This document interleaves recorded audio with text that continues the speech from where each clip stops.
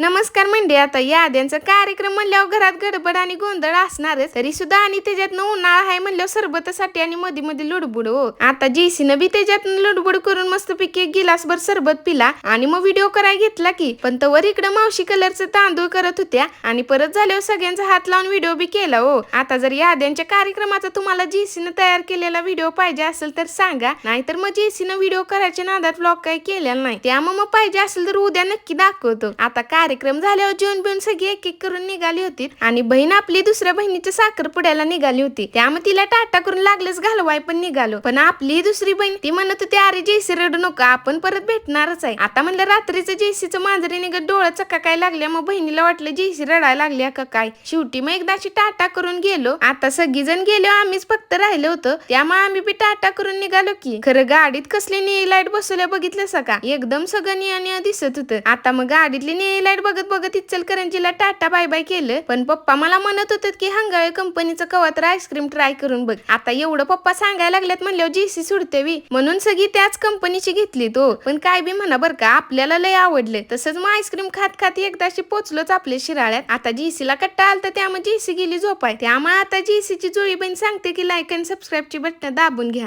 आता ही मी सांगितलंय ती तुम्ही जेसीला सांगू नका, नाहीतर जेसी मला लय मारल हो.